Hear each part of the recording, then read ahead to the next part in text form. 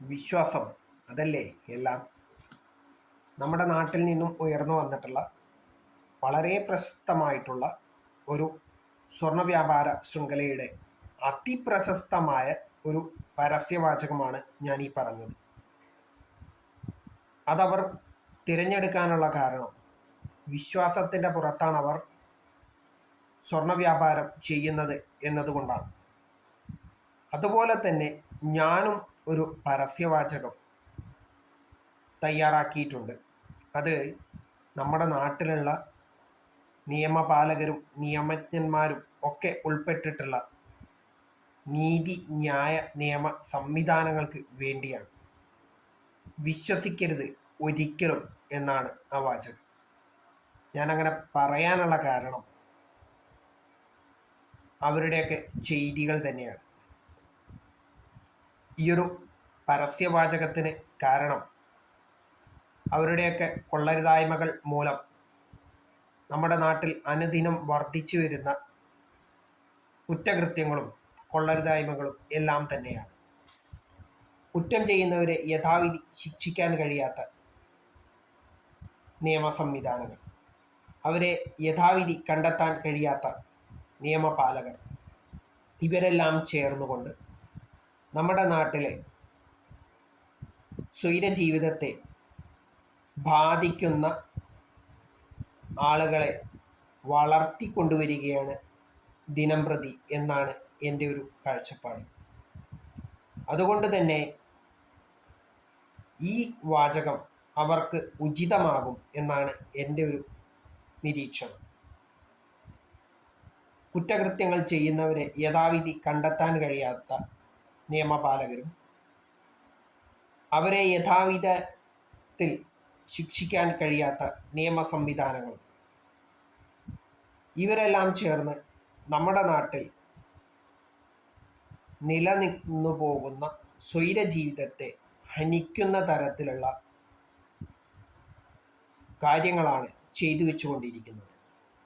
കുറ്റകൃത്യം ചെയ്യുന്നവരുടെ എണ്ണം നാൾക്ക് നാൾ വർദ്ധിക്കുമ്പോഴും അവരെ യഥാവിധി ശിക്ഷിക്കാൻ നമ്മുടെ നാട്ടിലെ സംവിധാനങ്ങൾക്ക് ഇന്നേ വരെ കഴിഞ്ഞിട്ടില്ല എന്ന് മാത്രമല്ല, തെറ്റു ചെയ്യുന്നവരെ യഥാവിധി ശിക്ഷിക്കാതെ അവരെ വീണ്ടും കുറ്റകൃത്യങ്ങൾക്ക് പ്രേരിപ്പിക്കുന്ന തരത്തിൽ ജാമ്യം അനുവദിക്കുകയും വെറുതെ വിടുകയും ചെയ്യുന്ന നമ്മുടെ നാട്ടിലെ നിയമ സംവിധാനങ്ങൾ എന്ത് സന്ദേശമാണ് പൊതുജനങ്ങൾക്ക് നൽകുന്നത്?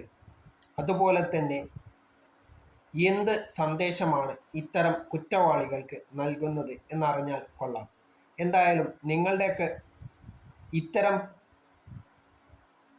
പ്രവൃത്തികൾ മൂലം നമ്മുടെ നാട്ടിൽ കുറ്റകൃത്യങ്ങൾ, കൊള്ളരുതായ്മകൾ അവസാനിക്കാതെ ദിനം പ്രതി വർദ്ധിച്ചു വരുന്ന കാലം, ആ ഒരു കാലത്തിലൂടെയാണ് നമ്മളിപ്പോൾ കടന്നുപോയിക്കൊണ്ടിരിക്കുന്നത്.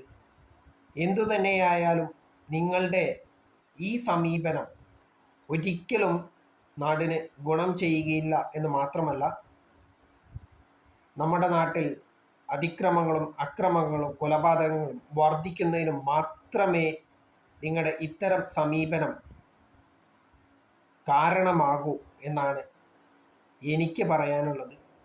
എന്തായാലും ഇത്തരം വിധികളും പ്രസ്താവനകളും നിങ്ങൾ ഇനിയും ഇറക്കണം. അതുവഴി അക്രമങ്ങൾ വർദ്ധിക്കണം.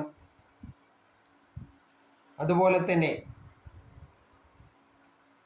കുറ്റവാളികൾ വർദ്ധിക്കണം എന്ന് മാത്രമേ എനിക്ക് നിങ്ങളോടെല്ലാം പറയുവാനുള്ളൂ. എൻ്റെ ഈ അപേക്ഷ നമ്മുടെ നാട്ടിലെ നീതിന്യായ നിയമ സംവിധാനങ്ങളിൽ പ്രവർത്തിക്കുന്ന എല്ലാ മഹത് വ്യക്തികളും സ്വീകരിക്കണം.